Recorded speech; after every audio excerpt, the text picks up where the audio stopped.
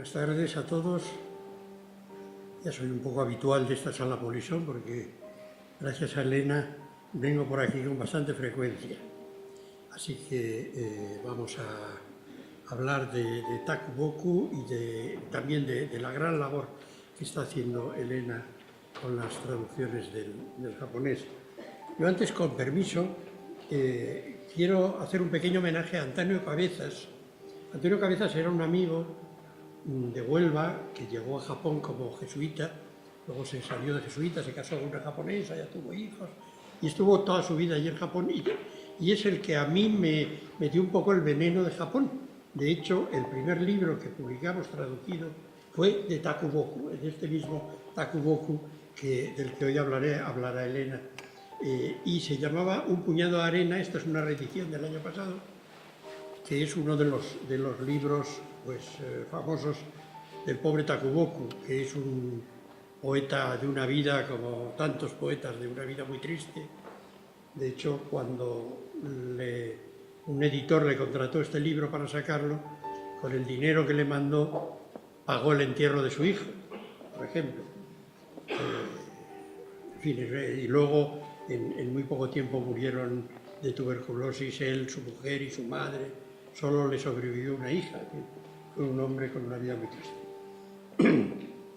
Bueno, como les decía, ese fue el primero, y ahora, gracias a Elena y a un japonés que se llama Masateru Ito, que también lo conocí gracias a ella, que lo invitó, vino a España. Masateru Ito es un embajador japonés que ha estado en países hispanoamericanos y que ha traducido en los dos sentidos, ha traducido del japonés al español y del español al japonés, y en estas dos traducciones ha colaborado con Elena. Ella nos dirá cómo. Elena, como ya sabrán todos ustedes, pues con Hiperión, desde que nos trajo su primer libro, también en colaboración con una japonesa que se llama Seiko Ota. El primer libro que trajo a la editorial fue Kigo, la palabra de estación en el haiku japonés, que era una antología, una traducción, una explicación de qué es esto de la palabra de estación, fundamental en los poemas japoneses. Y después de ese, pues hemos editado otros 4 libros, y ahí seguimos, ¿no? Otros 4 libros dedicados a los haikus, estos poemitas cortos japoneses tan especiales, que son los haikus en el corredor de la muerte, un libro increíble porque están escritos por condenados a muerte, muchos de ellos luego ajusticiados. Incluso en el libro se van dando los datos de cada uno de ellos, de las condenas que sufrieron y de si fueron ajusticiados o siguen en la cárcel aún. Luego, haikus de amor, que es una cosa que la gente no pensaba que hubiera haikus de amor, porque los haikus son muy de la naturaleza, son poco personales normalmente, pero bueno, el amor en un sentido muy amplio dio pie para que Elena y Seiko Ota hicieran esta antología. Luego hicieron otro de haikus de guerra, que es otra cosa muy rara, porque parece que los haikus y la guerra tampoco pegan, ¿no? Pero bueno, pues Japón ha estado metido en muchas guerras, y de hecho pues a los poetas les ha tocado ir a la guerra, y eso ha hecho que escribieran en pleno combate, en circunstancias muy duras. Pues algunos han escrito poemas, ¿no? Han escrito haikus retratando esa realidad de la guerra, que además a Elena le interesa mucho como tema polémico, ¿no? Como antibelicista que es. Y el más moderno, Haikus Contracorriente, bueno, el más moderno en la publicación, que corresponde a una época pues casi ligeramente posterior a Taku Boku, que es hace 100 años 20 de Japón, en que en todo el mundo, en Europa lo mismo, hubo un rompimiento con todas las tradiciones, y todos los escritores se pusieron a buscar novedades, a cambiar, y pues también en Japón los autores de haikus empezaron a hacer haikus contracorriente, ¿no? Ya el mismo Taku Boku era un antecesor de esto, porque los poemas que él escribía no eran de la naturaleza, no eran de esa tradición japonesa, ¿no? Sino que eran mucho más de lo cotidiano, de lo personal, de lo íntimo. es decir, que estaba en el aire, pero igual que en Europa estaban todas las vanguardias naciendo y rompiendo con las tradiciones. O sea que, bueno, ese ha sido el más reciente de las antologías de Seiko Ota y Elena, publicadas por Hiperión, y espero que sigamos con ellas. Y bueno, con Takuboko pues han sido 2 libros que vienen a completar lo fundamental de la obra, pues solo tiene un librito de Primera Juventud que queda fuera de la traducción. Y esto ya bueno, yo no me voy a explicarles porque lo hará ella mucho mejor.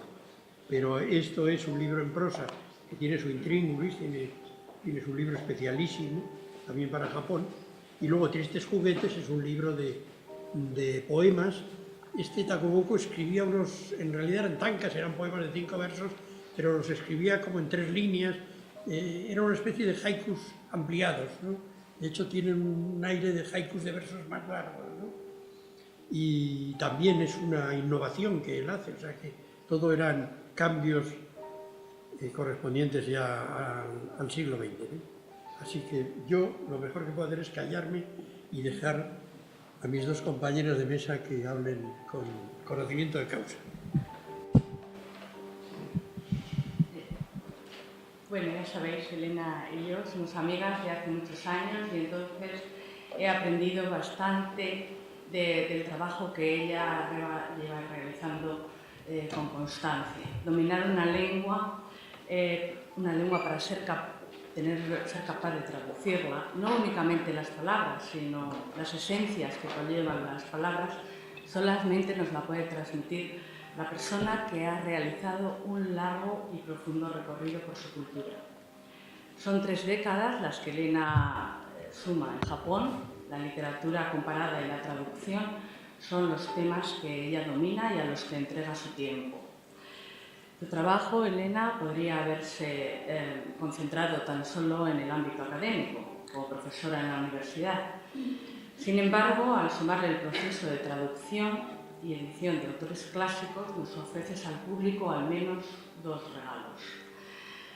La posibilidad de mirarnos en otro espejo, en el de la cultura oriental, en este caso la japonesa, y hacerlo acercándonos a autores fundamentales para Japón, autores que supieron leer en el aire una época y nos lo trasladaron en sus obras.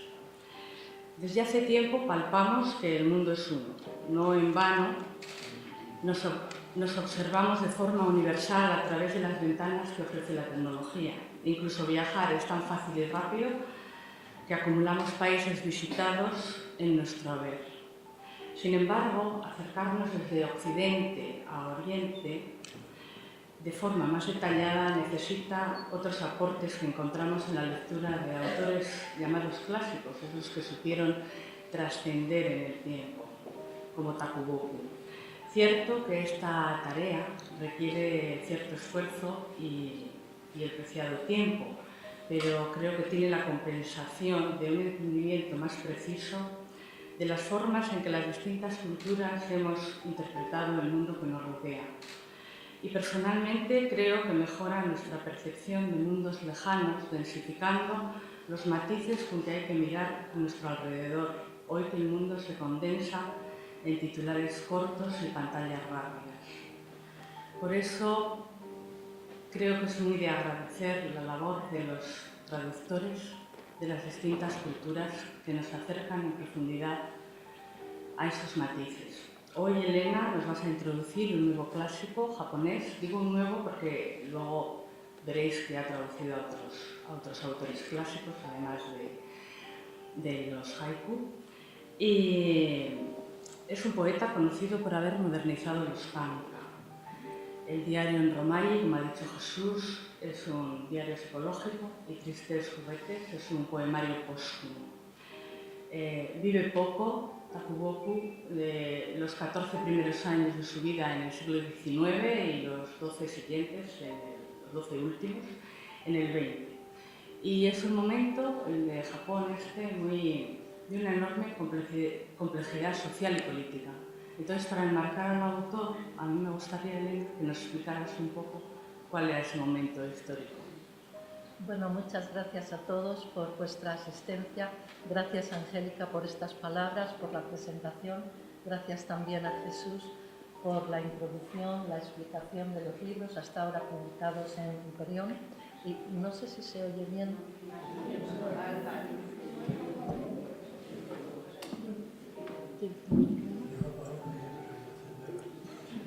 ¿Quieres esto? Esto es bueno, Takuboku, como bien ha dicho Angélica, vivió a caballo entre el periodo Edo y el periodo Meiji. Takuboku se me han desdibujado un poco se me ha movido un poco por la incompatibilidad de ordenadores. Bueno, el periodo Meiji va desde 1868 a 1912 y supone una apertura de Japón. Takuboku nace en 1886 y muere en 1912, justo el año en que acaba Meiji y comienza otra época. El periodo Edo, que comienza en 1603 y acaba con la restauración Meiji, y digo restauración y no revolución porque una revolución siempre es de abajo arriba, desde el pueblo hacia el gobierno, hacia las autoridades, pero el pueblo japonés nunca ha tenido una revolución, sino que ha habido restauraciones desde arriba abajo. El gobierno se vio obligado a abrir Japón dada la insistencia de los barcos del Comodoro Perry que llegaron a la bahía de Yokohama en 1853 y decidieron abrirse a la fuerza Okan y modernizar Japón y ponerse a la altura de Occidente en muchos aspectos, puesto que Japón estaba aislado durante 2 siglos y medio, no se podía ni entrar ni salir. Había pena de muerte para quien entrara o saliera y estaba cerrado a todo tipo de influencia extranjera, a todo tipo de ideas. Por ejemplo, el cristianismo estaba prohibido, los cristianos eran perseguidos, había martirios. Entonces era una sociedad es el periodo de los samuráis y los samuráis pierden sus privilegios, pierden el derecho a ser los únicos que tienen apellido, a llevar espada. Entonces digamos que se produce una cierta igualdad, se acaba un poco la clase de estamentos y todo eso convulsiona tremendamente el Japón de la época. Entonces justamente Takuboku vive esa época de cambios. Y aquí le vemos con su esposa Setsuko, los dos con kimono. Es una típica fotografía de un matrimonio de la época Meiji. Ella tenía un gran talento, era profesora de música, pero claro, en la época de Meiji, ¿quién va a contratar a una mujer casada como profesora en un colegio? Y nos fijamos que en ningún momento se le ven las manos. Después, una fotografía con los niños. El niño de Takuboku falleció un mes después de nacer. Como bien ha dicho Jesús Munarriz, cuando publicó Un puñado de arena, tuvo que emplear el dinero que había cobrado para pagar las medicinas y el entierro. Y la misma noche de su incineración corrigió las pruebas de Un puñado de arena. Y en la siguiente foto le vemos con su íntimo amigo Kindaichi, que fue su apoyo y sostén durante toda su vida, y aparece mencionado muy frecuentemente en el diario de Enromayi, puesto que eran compañeros en una pensión y allí vivían y luchaban contra las penurias de cada día, porque era una época muy pobre. Japón acababa de salir de las guerras con China, acababa de salir también de la guerra ruso-japonesa en 1905, 1906. Entonces tenemos esta época de pobreza y época de apertura a Occidente. En esa época se producen ciertos acontecimientos políticos. Japón, aunque empezó a abrirse a Occidente, todavía seguía bastante cerrado a muchas ideas. En esta época entra el socialismo, el comunismo, el anarquismo en Japón y naturalmente eran unas ideologías consideradas muy peligrosas. Había que deshacerse de estos anarquistas porque suponían una amenaza en el Japón de la época. Entonces se produce el caso Kotoku, Kotoku Susui, que era, digamos, el introductor del anarquismo europeo y ruso en Japón. Son condenados 24 anarquistas, condenados a muerte.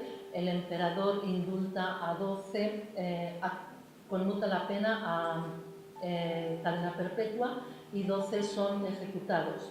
Y ahí tenemos a Kano Suga, que fue una mujer revolucionaria, anarquista, y ella fue la última ejecución pública que se produjo en Japón. A Takuboku le produce una gran impresión la ejecución de anarquistas y escribe en esos días: «Hoy me parecen insoportablemente ruines los rostros de mis compatriotas. Me encerraré en casa». El caso Kotoku le impactó hasta el punto de que leyó los 7000 folios de sumario y empezó a leer compulsivamente las obras socialistas, obras de anarquismo y comunismo. En esa época, Futabate Ishimei, uno de los primeros novelistas modernos japoneses, fallece en un naufragio. Y a Takuboku le causa una honda impresión, puesto que Takuboku, como genio que era, tenía una sensibilidad muy profunda. Es lo que hoy llamamos Paz, persona altamente sensible, que siempre se ha conocido como hiperemotividad emocional. Takuboku siente muy intensamente todo lo bueno, todas las alegrías y las penas, y la muerte de Futabate Ishimei le sume en una profunda tristeza. En esta época también Kawakami Rizan se suicida y fallece el famoso escritor Kuniki Dadoko. Él se veía reflejado en estos escritores, les veía como un espejo de sí mismos, les veía como colegas y compañeros, y por eso sufre tanto, y este es el contexto histórico en el que podemos situar a Takuboku. Bien, a mí me ha interesado al leer parte de la obra, ¿no? Sobre todo el diario de Romaji. Me gusta y me llama la atención el diálogo con el lector a través de la escritura directa, sincera, desnuda. Me parece algo no estaba acostumbrada cuando leo a otros autores japoneses. ¿Qué significa en Romaji? ¿Qué significa diario en Romaji? Explícanos, porque bueno, es muy curioso. Sí, es muy curioso. Es una pregunta buenísima y es la clave de lo que es el diario en Romaji. Roma significa Roma, Ji significa letra. Entonces es un diario escrito en letras romanas. Aquí vemos el manuscrito de la primera página. Podemos ver que pone abril, Tokio, Wednesday. Él manejaba muy bien el inglés, tiene algunos fragmentos en inglés en el diario, y lo interesante es que para él como diario era secreto. Entonces, él mismo nos cuenta aquí por qué razón decidió escribirlo en romaji. Que era algo sumamente extraño, claro. Que era algo sumamente extraño. Eso lo ha hecho él, quizás. Que eso lo ha hecho él literariamente. ¿O no? Solamente lo ha hecho él, puesto que es algo inaudito escribir una obra japonesa con el alfabeto romano. Entonces, el primer día, el 7 de abril, él nos da una explicación de las razones para escribirlo en romaji. Sin tener nada mejor que hacer, elaboré una tabla de ortografías de romaji. Desde esa tabla, las imágenes de mi madre y mi mujer, que viven allende el mar de Tsugaru, me vinieron flotando. Ha llegado la primavera, es abril. Primavera, primavera, las flores están en su plenitud. Ya hace un año que vine a Tokio y todavía no estoy preparado para traer a mi familia y mantenerla. Este es el problema que continúa revoloteando en mi mente hoy en día. ¿Por qué entonces decidí escribir este diario en letras romanas? ¿Cuál es la razón? Yo amo a mi mujer y precisamente por esa razón no quiero que ella lo lea. Pero es una falacia. Que yo la amo es verdad y que no quiero que ella lo lea es igualmente verdad.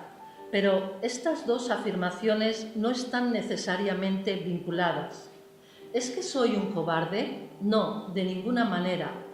Es decir, esta contradicción se deriva de la existencia de esa institución errónea llamada relaciones conyugales.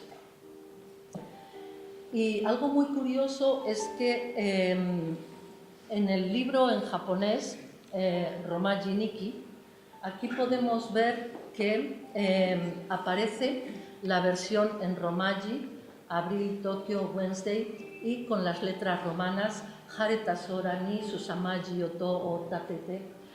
Sin embargo, hay una traducción al japonés escrito con caracteres japoneses que se llaman kanji. Y esto significa que para los japoneses es muy difícil leer en alfabeto su lengua, puesto que el alfabeto es un sistema de escritura ajeno al japonés. Y para ellos es extremadamente difícil y, bueno, es como un galimatías, ¿no? Como para nosotros puede ser el japonés, como para nosotros puede ser escribir español en un sistema de escritura como el armenio, el américo, que no sea el alfabeto. Entonces, esto es algo muy curioso porque incluso hoy en día para los japoneses leer en romaji es bastante difícil. Pasando al libro de Tristes juguetes, que es poemario, a Takuboku se le considera que moderniza o cambia el tanka. ¿En qué se diferencia el tanka de haiku y por qué lo moderniza? ¿Qué cambia Takuboku? Pues aquí he hecho un cuadro comparativo que se me han desdibujado, me han salido algunas letras grandes, otras pequeñas. Bueno, luego cuando haces la deformación, Elena, ¿vas a hacer tanka, si es haiku o no? Sí. O sea, lo vas a, para que lo distingamos, como cuando distinguimos otros... Sí, voy a leer tanka takubokuniana. Entonces, la poesía japonesa pues, se escribía en un lenguaje arcaico, literario, es decir, solemne, grandilocuente, y tenemos la tanka que data de la era Heian. Entonces, por ejemplo, los grandes poemarios tradicionales japoneses como Mayosu, publicado por Hyperion, también Hyakunin-su, 100 poemas, 100 poetas, son en tanka, que son 5 versos, 5, 7, 5, 7, 7. Y el haiku data del periodo Genroku, que es una época de esplendor literario, como nuestro siglo de oro, a finales del siglo XVII. Y de esa época tenemos el diario de viaje de Matsuo Basho, publicado por Hyperion, Y el gran Matsuo Baso fue el fundador del haiku en el siglo XVII. Entonces, el haiku es bastante más reciente, no es tan antiguo como muchas veces la gente piensa. Y tiene 3 versos, 5, 7, 5.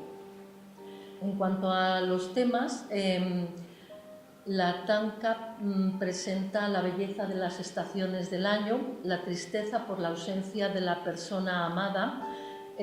Claro, hay que tener en cuenta que se originó en el periodo Heian y es una época en la que todavía no ha entrado en Japón la rigidez, el militarismo de la sociedad samurái. Entonces, escriben abiertamente sobre sus sentimientos, algo que se pierde con el Japón samurái. Sin embargo, Takuboku es una excepción porque él se sincera totalmente. Podemos ver en el diario sus sentimientos más desgarrados, en tristes juguetes. Él va a pecho descubierto por la vida, ¿no? Y como persona de gran sensibilidad continuamente se da contra el muro de la realidad. El haiku tiene una palabra que denota la estación del año en que ha sido escrita y esas son las diferencias fundamentales. El tema del haiku es la naturaleza, otros temas humanos, y luego la tanka takubokuniana tiene un lenguaje llano y coloquial. Casi Takuboku escribe igual que habla. Él piensa que la sociedad es excesivamente rígida, estricta, y eso hay que cambiarlo, ¿no? Entonces él empieza por modernizar, cambiar el lenguaje literario, y él se salta toda regla métrica, le da igual 5 versos que 4 versos, y lo que escribe es su vida, sentimientos y acontecimientos de la vida diaria. Y él mismo confiesa sobre sus tankas: es un segundo de vida que nunca volveré a tener en mi vida. Yo adoro ese segundo. No quiero dejarlo escapar como si nada. Para expresarlo, el tanka es el método más cómodo por su brevedad y no requiere tiempo ni trabajo. Yo escribo poemas porque amo la vida. Yo escribo poemas porque me adoro a mí mismo más que a ninguna otra cosa. Entonces, aquí Takuboku se retrata y podemos ver cómo es su personalidad y cómo él escribe con esa ibris, ¿no? Con ese sentimiento que describieron los griegos en la Ilíada, esa desmesura, esa compulsividad, ese querer atrapar, esa ambición, esa avaricia de vivir, ¿no? De no dejar escapar ni un solo segundo, y a la vez sentía esa frustración de no ser reconocido, de sentir la mediocridad a su alrededor, porque él, como todo genio, sentía esa frustración, ¿no? De estar rodeado de gente mediocre que siempre le hacía luz de gas para tratar de machacarle y que no destacara. Y en sus tankas pues describe esa frustración, como ni siquiera tiene dinero para vivir, para mantener a su familia, cómo piensa en el suicidio, qué sentido tiene la vida. Y eso es un poco la vida y la personalidad de Takuboku. Antes de que inicies la declamación, en 3 frases, ¿qué le hace clásico e universal? Aunque ya has dicho algunas pautas, pero clásico y universal a Ishikawa Takuboku. Yo creo que lo leemos 100 años después, quiero decir, y se sigue traduciendo, etc. Yo creo que si hay algo que nos hace humanos es esa capacidad que tenemos de empatía para sentir el sufrimiento ajeno, para ponernos en el lugar de los demás y ver la vida desde su punto de vista. Yo creo que Takuboku, con su sinceridad, con su ausencia de máscara, nos hace sentirnos identificados en algunos momentos, en algún aspecto, en algún otro. Y bueno, yo creo que su poesía está por encima del tiempo, de las fronteras, de la época, y yo creo que fue como el Van Gogh japonés, que en su época no conseguía el reconocimiento de nadie, vivía angustiado, y bueno, pues ahora junto con Kenji Miyazawa es uno de los grandes poetas japoneses. Tú también has traducido a Kenji Miyazawa y a, bueno, voy a decir a Ogai Mori, ya lo sabemos, a Osamu Dazai y a Masanokoji Saneatsu. Y con lo que decías de Van Gogh me ha recordado que precisamente cuando murió tan joven Takuboku, él quería que sus diarios fueran quemados, precisamente, pero sus amigos, su mujer, no quisieron hacerlo y por eso hoy los tenemos, ¿no?, para leer. Sí. Efectivamente, de la misma forma que Virgilio mandó quemar la Eneida y fue salvada, pues también Takuboku le encargó a su amigo Kindaichi que quemara su diario, pero precisamente su mujer, Setsuko, que Takuboku no quería que ella leyera el diario y otras cartas y poemas, ella fue precisamente la que conservó su legado y se opuso a que fueran quemados. Y bueno, gracias a ella pues hoy podemos conocer el diario en Romaji, Tristes Juguetes, que son una especie de panorámica, una especie de paseo por esa época tan convulsa de Japón. Al principio 2 fragmentos del diario en Romaji y después algunas tankas takubokunianas de Tristes Juguetes. Me acompaña al piano Rodrigo Vázquez.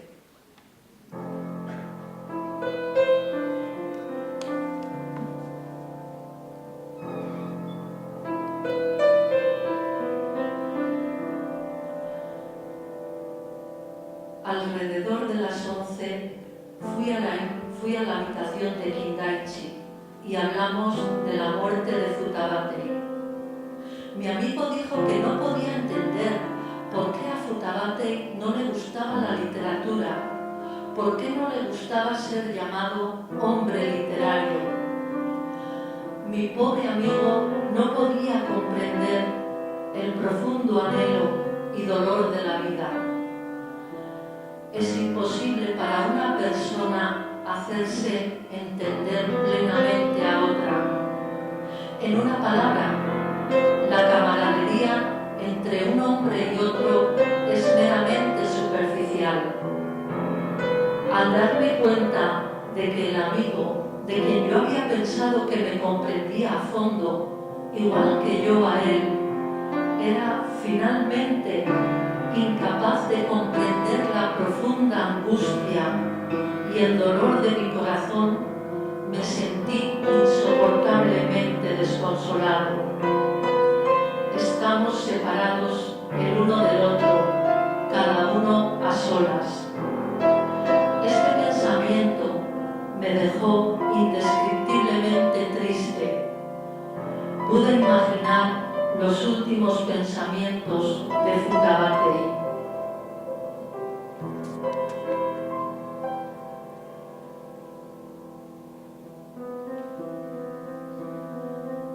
No solo no fui a la oficina, sino que no hice nada. No tenía cigarrillos. Solo y distraído pensé otra vez en volver al campo.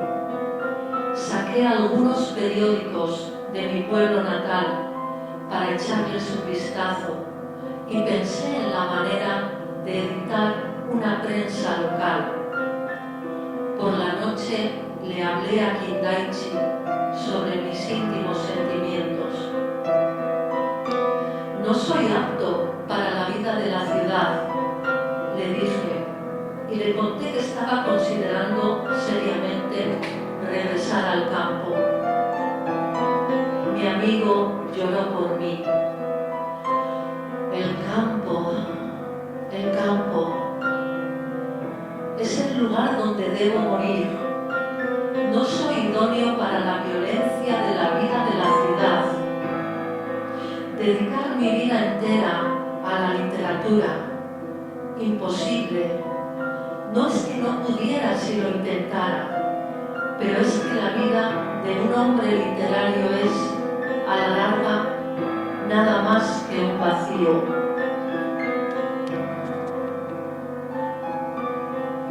Tancas de tristes juguetes.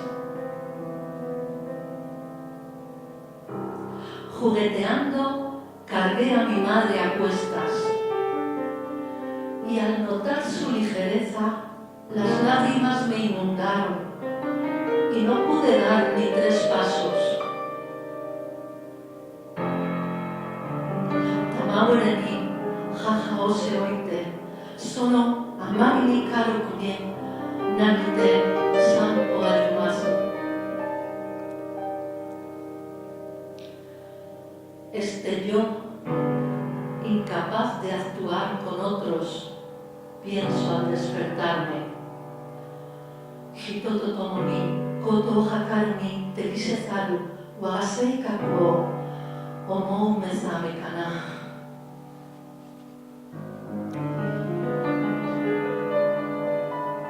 Raras estas lágrimas hoy, injuriando a la dieta nacional, pero la satisfacción que sentí, Mezuresiku kyowa nikayo no shinzutsu, namida iretaru, uresito omou.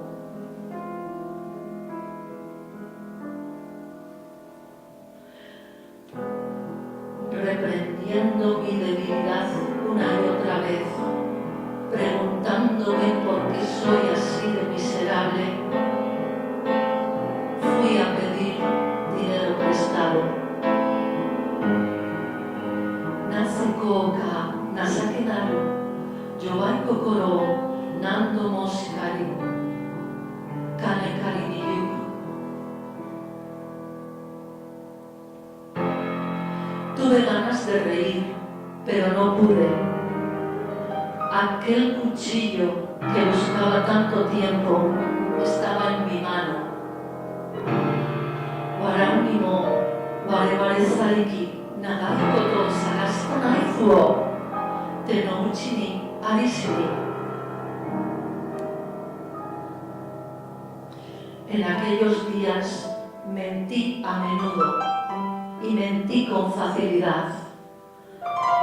Oh, este sudor por aquella vergüenza. Anokoro wa yoku osui, heiki ni te yoku usuiki, ase ga isuru no kana. Entonces, ¿no deseas vivir? Como las palabras del doctor me silenciaron en mi interior. Sonaraba inochi ga hoshikunai no kato, isa ni ibarekeru damarishi kokoro.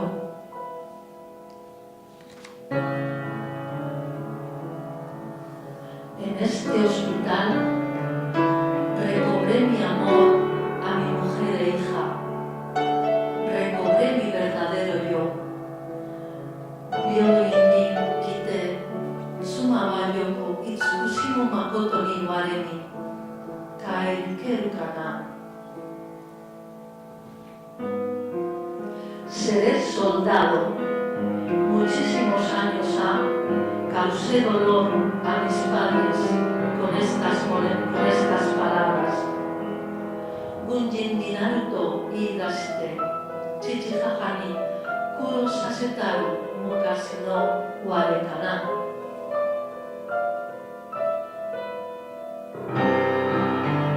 Contando a mi mujer sobre el libro que deseo publicar sin falta algún día, sobre su portada y todo lo demás. Itsuka zehi dasa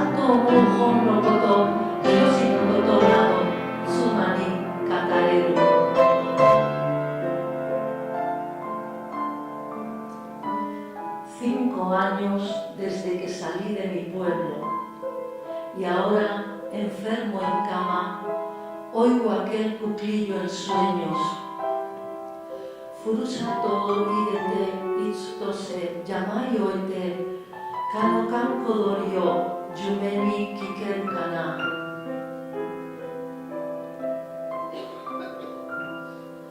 Qué triste sentirla temblar en mi pulso, la mano de aquella joven enfermera regañada por un doctor. Miyamotoru te no furuikoso kanashikere isani shikaresi wakaki kangofu.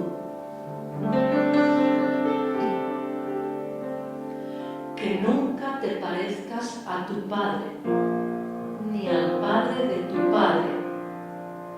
Así piensa tu padre, mi niña. Sono oya no oya ni mo, ni una care, kakunaga chichio, omo ezurko yo.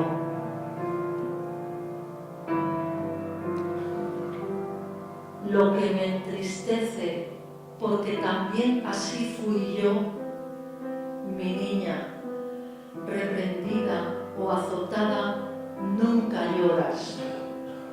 Kanashiki wa ware mo shikariki, shikaredo mo, utede mo, nakamu, kono naru.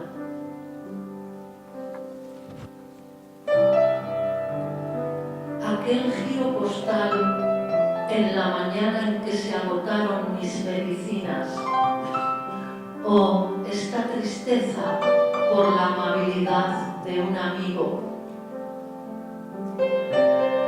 Kayo kishi, kusuri tsukataru, asaki kishi, tomo no nasake o kawase no kanashisa.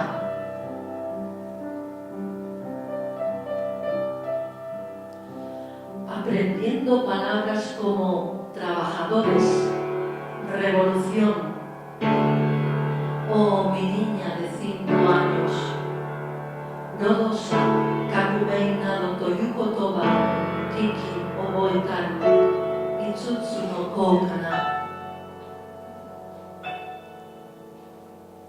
Quiero comprar libros. Estas palabras a mi mujer, pero no para reprochar, no para herir. Hongo kaitashi to aketsupenu tsumori de wa nakeredo, suwanari ite miru. Muchísimas gracias por vuestra atención. Les he dicho una vez.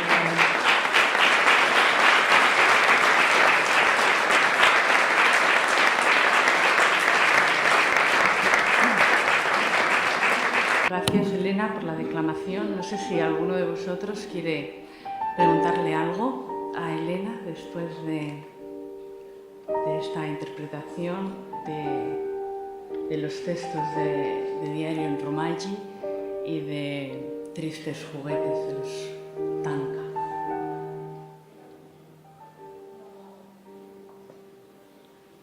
Una pequeña curiosidad.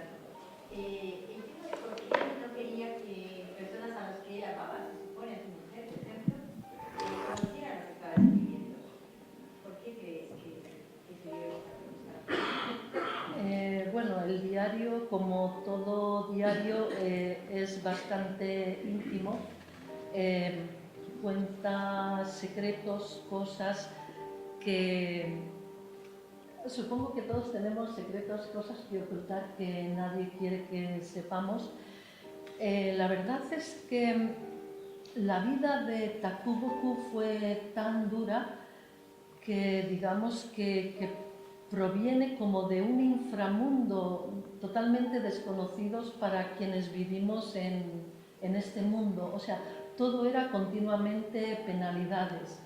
Apenas ganaba dinero para mantenerse, su familia en el norte de Japón, su madre, su esposa, su hija, pues no tenían ninguna forma de vivir. Las mujeres hace 100 años pues no tenían ningún derecho, no tenían, bueno, digamos que era la sociedad patriarcal japonesa.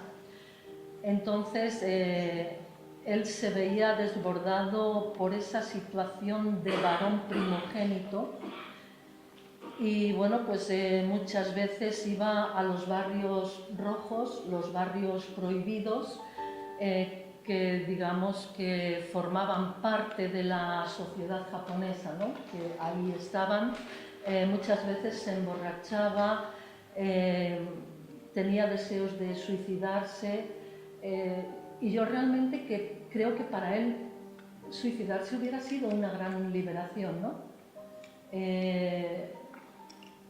Leyendo y traduciendo yo he sentido profundamente su dolor y me parece un milagro que llegara hasta los 26 años y bueno, finalmente la tuberculosis pues era una consecuencia de la pobreza de la época, de las penurias de su vida, de las frustraciones diarias, de las malas condiciones sanitarias.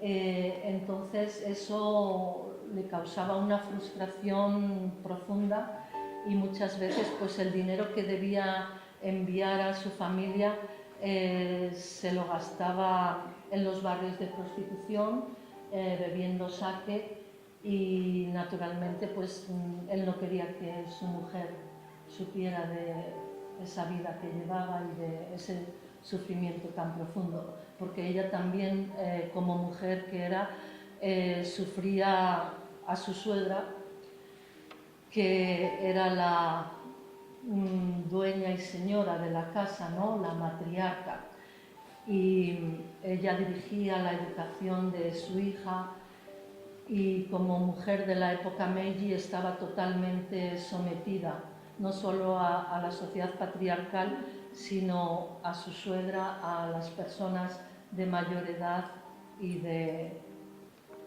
o sea, era una existencia bastante dura. Una pregunta, Elena, ¿se sabe qué fue de la hija? La hija sí, vivió más o menos hasta los 20 y tantos años, pero luego falleció. Sí. Y su madre falleció de tuberculosis un mes antes y su mujer falleció un mes después que él. Sí, por eso decía la hija que es la única que sobrevivió, pero poco. Antonio, sí. Ya que te tenemos aquí, voy a hacer una pregunta que mucha gente se hace, que es, tú que has vivido aquí, que has traducido a los poetas, la pregunta es, ¿cuál es el misterio de Japón? Porque ahora mismo yo estoy leyendo, por ejemplo, Serotonina, de Ulebeck, se ha preguntado precisamente, ¿cuál es el misterio de Japón? Y se responde, el misterio de Japón es que no hay ningún misterio. Entonces yo hace poco estaba en Japón y también me hacía esa pregunta. Y entonces yo tenía, digamos, una doble respuesta. Una era esa, que detrás del misterio de Japón no hay nada. Y otra era que la cultura japonesa parte de una simplicidad esencial de ver y interpretar el mundo. Y que entonces eso se refleja, sobre todo en los haikus y en las estampas, por ejemplo. Es decir, que el misterio consiste en que la vida, tal como ellos la comprenden, es tan sencilla que nos sobra todo lo demás. Y nosotros, frente a Occidente, frente a nuestra complejidad, ellos han descubierto, digamos, que la vida no tiene ningún misterio, que es lo más sencillo de la vida. No sé qué opinas. Bueno, pues a mí el ser humano me parece bastante complejo. Las culturas me parecen bastante complejas. De hecho, yo me siento identificada con Takuboku en muchos aspectos. Por ejemplo, él dice, ¿cómo es posible que mi amigo Kindaichi no pueda entender algo tan sencillo como esto, ¿no? Eso pues nos pasa a menudo, por mucho que uno vea las cosas que son obvias y evidentes, pues resulta que hay mucha gente que piensa de forma totalmente diferente, lo que uno ve, otros no lo ven, Y las culturas, la palabra cultura viene de cultivar, cultus, entonces es lo que va sembrando, cultivando el ser humano a lo largo de los años. Si el ser humano es complejo, la cultura tiene que ser compleja. Y de hecho, si la cultura fuera simple y fácil de entender otras culturas, pues yo creo que en el mundo no habría guerras. Pero si de algo no hemos podido librarnos es de el retorcimiento del ser humano, la maldad que causa las guerras y, pues no sé, sobre los misterios, pues qué es un misterio, qué no es un misterio. Pues Becker decía que es un misterio y tú me lo preguntas, ¿no? Pues creo que es algo subjetivo. Uno puede ver un misterio enorme donde otro no ve absolutamente nada. Para mí, Japón es un país misterioso, pero España también lo es. Y para mí yo soy un misterio, pero el resto de las personas también lo es. Pero también, pues, podemos pensar que somos simples o simplificar las cosas. Y yo creo que hay una tendencia a simplificarlo todo para poder entenderlo, para poder abarcarlo.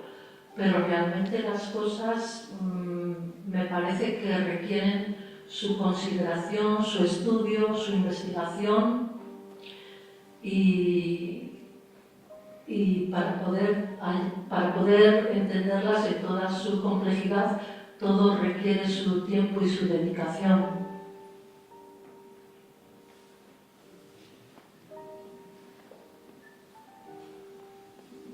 Sí, Gonzalo. Sí,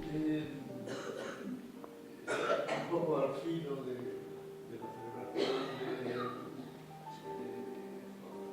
elogio de la mujer y mañana supongo que estaremos muy atendidos a eso.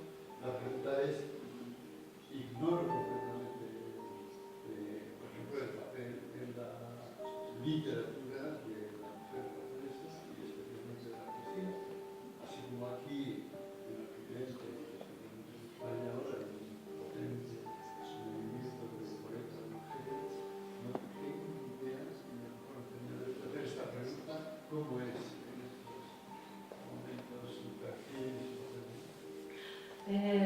Bueno, pues la mujer en Japón, lamentablemente, pues también ha sido silenciada, olvidada, igual que en las demás culturas. Por ejemplo, pues la esposa de Takuboku, yo creo que ella hubiera llegado a ser una gran música, era muy buena pianista, pero al casarse tuvo que dejarlo, ¿no? Es el peaje que impone la sociedad a muchas mujeres, ¿no? Elegir entre profesión o familia. Y son muy pocas las mujeres que destacan, porque para una mujer de entrada era muy difícil acceder a unos estudios. Y hay una escritora, Higuchi Chiyo, que fue contemporánea de Takuboku. Ella falleció también a los 24 años y bueno, ella tuvo que luchar y enfrentarse al mundo para poder tener estudios. Y aún así escribía novelas valiosísimas, pero nunca se las pagaban.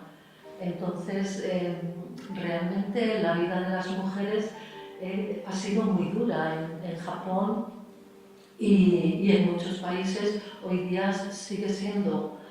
Entonces siempre está en un segundo plano y yo creo que entre todos deberíamos colaborar por la igualdad porque es una responsabilidad de la sociedad al completo. Sí. Iba a decir que no es una responsabilidad, es una irresponsabilidad no contar con el 50% por lo menos del genio, de la cultura, de la filosofía, de la literatura, de todo. Muchas gracias por por su comentario. Esperemos que eso sea la realidad algún día. Muchos de estos escritores y poetas japoneses tienen en común el tema del suicidio, puede ser el efecto de esta melancolía que parece que es el espíritu que les une y por qué a todos estos escritores japoneses siempre están como que unidos por la aureola del sentimiento de la melancolía y los suicidios que les envuelven. No sé si hay algo, no sé si llama bastante la atención. No sé. Pero no sé si es algo relacionado con la cultura japonesa. Sí, yo creo que eso es uno de los grandes misterios de Japón, empezando porque el tema del suicidio es tabú, no solo en Japón, sino en todo el mundo. Sin embargo, los sentimientos suicidas son más frecuentes de lo que pensamos. En el caso de Japón hay que tener en cuenta que ellos tienen un concepto muy diferente de la vida y la muerte, del eros y tánatos, de los grandes temas humanos. Y la sociedad samurái, digamos que gobernó Japón durante muchos siglos, y el suicidio ritual, el harakiri, que en Japón se dice seppuku, era una muerte por honor y no había nada más importante que el honor. Pero eso tampoco son ideas ajenas a nuestra cultura. Recordemos las comedias del siglo de oro, de capa y espada, el tema del honor. Entonces, bueno, una de las diferencias es que en el honor, en el caso español, se lava con la sangre del contrario, y en el caso de Japón se lava con la sangre propia. Es decir, hay ofensas tan profundas que exigen sangre para ser lavadas, ¿no? Y para ellos la cultura japonesa no tiene el concepto de pecado. El cristianismo es una religión ajena a Japón. Entonces ellos tienen otras ideas sobre la muerte. La muerte aparece como algo positivo, y eso fue lo que hizo posible que existieran los kamikaze, que es un fenómeno que solo se ha dado en Japón y nunca se ha dado en ningún otro país. Y bueno, ahora pues sí, bueno, la diferencia es que los kamikaze de Japón se estrellaban contra objetivos militares y los hoy llamados kamikaze del Daesh se estrellan contra objetivos civiles, ¿no? Esa es una diferencia que conviene señalar. Entonces, todo esto forma parte de la cultura, y mientras no entendamos otras culturas, pues será muy difícil que en el mundo desaparezcan las guerras. Por eso yo creo que estos conceptos, la vida, la muerte, el amor, sí que merece un estudio profundo para poder entenderlo. Creo que te querían hacer Sí. ahí. Sin conocer nada de la cultura japonesa, te pregunto, ¿no? Llevas 30 años en Japón y para ti ha tenido que ser duro al principio el vivir allí, ¿no? El estar en una cultura que es, a mí me parece muy diferente a la nuestra, ¿no? ¿Ha sido para ti fácil adaptarte a ellos, conocerlos? Porque para poder traducir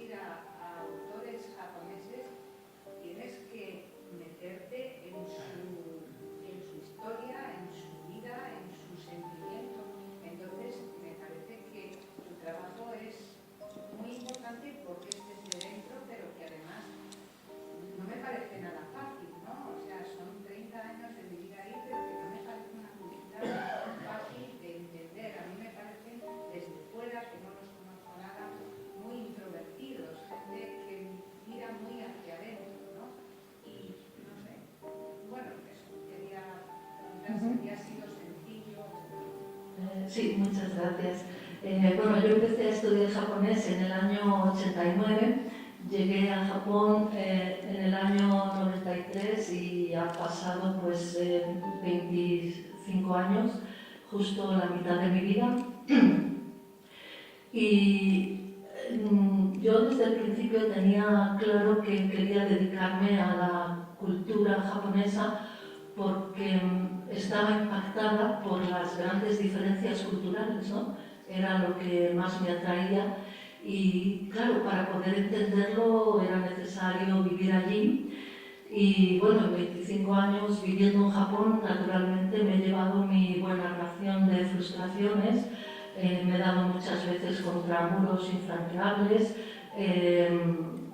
Sí, he sido siempre extranjera, pero yo en mi interior siento que he crecido, he madurado mucho, me he enriquecido mucho con la cultura japonesa. He podido ver mi país y otras culturas desde fuera, desde dentro.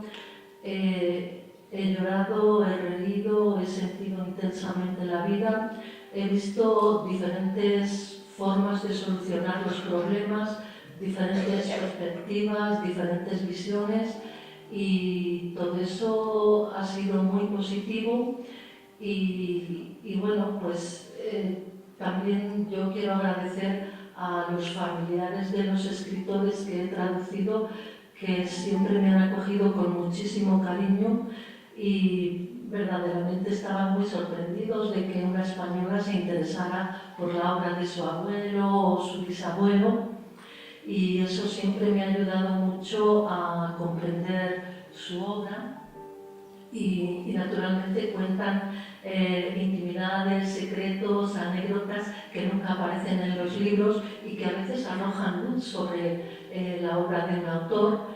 Y en ese sentido pues ha sido muy positiva la experiencia y difícil pues sí que ha sido, pero para mí hacer algo fácil me parece aburrido y bueno, pues para poder entender japonés y japonés medieval pues he pasado muchos años estudiando 8 horas diarias japonés, pero era mi sueño y me era más difícil estar sin hacerlo que hacerlo.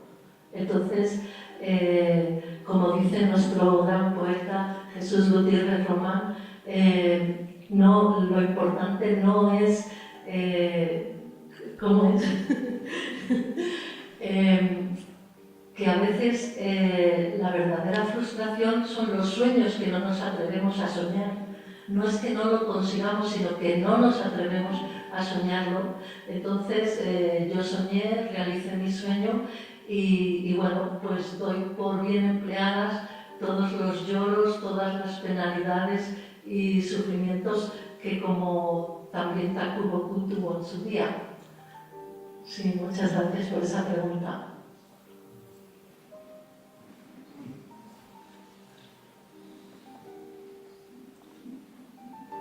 Creo que podemos despedirnos, ¿no, Elena? Gracias a todos por vuestra asistencia y, bueno, volveremos a encontrarnos, seguro. Gracias.